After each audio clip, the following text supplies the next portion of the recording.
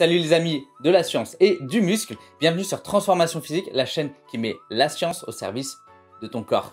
Et aujourd'hui, on va voir une problématique qui revient assez souvent quand on essaie de tenir une diète, c'est comment faire lorsqu'on doit manger à l'extérieur.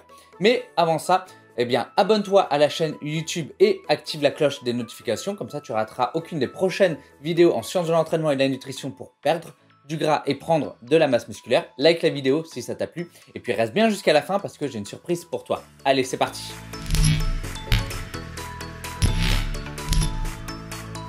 Alors, on va avoir deux écoles quand il s'agit de manger à l'extérieur. Il y a ceux qui se coupent de tout lien social, ne veulent plus sortir parce que ils doivent perdre du poids et donc ils ne veulent pas détruire tous leurs efforts en allant manger à l'extérieur parce qu'ils ne peuvent pas contrôler leurs calories. Et tu as l'autre groupe qui se dit, qui sortent, qui profitent et qui se disent foutu pour foutu, je vais tout déglinguer sur le buffet à volonté. Du coup, je vais te donner des stratégies ici que tu vas pouvoir mettre en place quand tu manges au restaurant sans que ça n'impacte du coup ton physique. Alors la première chose, c'est de relâcher sur le tracking de tes calories, etc.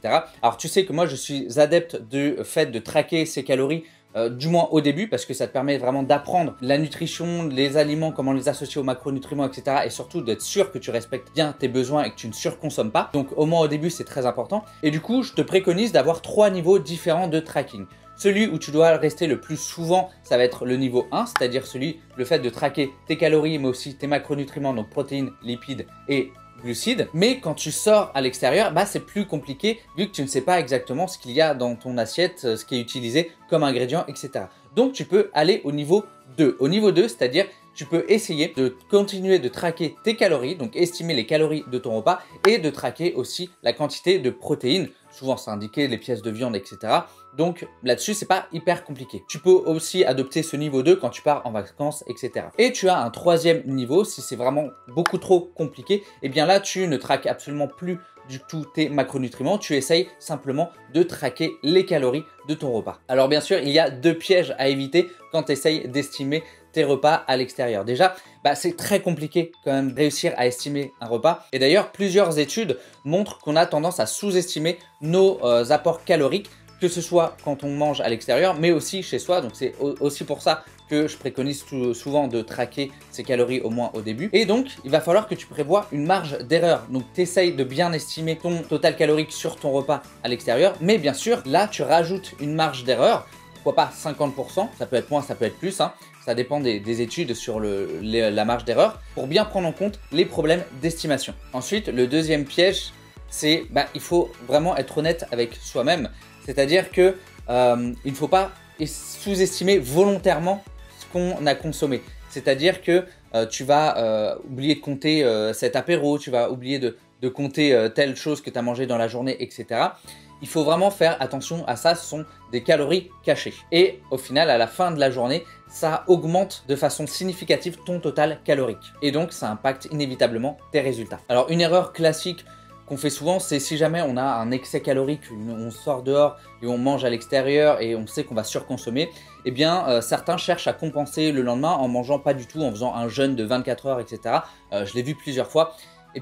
C'est à mon sens, pas une bonne façon de fonctionner. Il est préférable, si jamais tu sais que le samedi soir, tu vas sortir parce que tu as un anniversaire, etc. et que tu dois manger à l'extérieur. Dans ce cas-là, il est préférable d'adapter en fait le reste de ta semaine. Par exemple, moi, je suis plutôt un adepte du cyclage des calories, c'est-à-dire d'avoir des jours dans la semaine qui vont être bas en calories et des jours dans la semaine qui vont être plus hauts en calories. Généralement, les jours d'entraînement vont être hauts en calories et les jours où tu ne t'entraînes pas, là, ça va être des jours assez bas en calories. Et bien, dans ce cas-là, tu peux considérer que le jour où tu vas devoir sortir, ça va être un jour d'entraînement, donc tu vas t'entraîner ce jour-là et tu vas considérer que c'est un jour haut en calories, ok?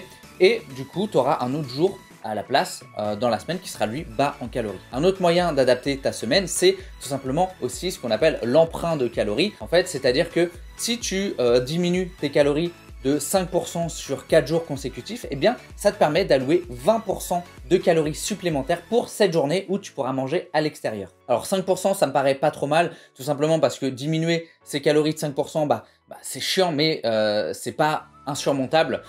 Tu vas pas le voir passer autant que si jamais tu décides de rien manger sur une journée donnée. Et la dernière chose que tu peux mettre en place, c'est sur le jour où tu sais que tu vas surconsommer, dans ce cas-là, tu peux décider de manger assez peu le reste de la journée pour garder un maximum de calories de cette journée-là sur ton repas où tu vas surconsommer. Bien sûr, il faut aussi rester raisonnable dans le sens où c'est pas parce que tu mets en place ces stratégies-là que tu peux te permettre de t'envoyer un 10 000 calories challenge sur ce repas-là. Rien ne t'empêche aussi de combiner en fait toutes ces stratégies différentes. C'est-à-dire que tu peux être sur un niveau 3 de tracking, c'est-à-dire d'essayer de traquer uniquement tes calories en faisant une estimation avec la marge d'erreur, puis de dire que c'est un jour haut en calories et de diminuer les calories sur le reste de ta semaine pour allouer encore plus de calories sur ce jour-là si tu penses que tu vas vraiment surconsommer énormément ce jour-là. Voilà, j'espère que ces astuces vont t'aider et vont t'éviter surtout de couper du lien social pendant une diète. Si tu veux aller plus loin, eh bien écoute, tu peux rejoindre gratuitement le club Transformation Physique, c'est un premier lien dans la description. Chaque jour, tu recevras un conseil en sciences de l'entraînement et de la nutrition pour améliorer ton physique, prendre du muscle, perdre du gras, et tu auras des e-books, des programmes de musculation et des bonus et des offres complètement exclusives. Voilà, n'hésite pas, c'est totalement gratuit, inscris-toi, c'est dans la description. Abonne-toi à la chaîne, active la cloche des notifications, laisse-moi des commentaires, like, partage, etc. Et moi je te dis à la prochaine pour une autre vidéo. Allez, salut!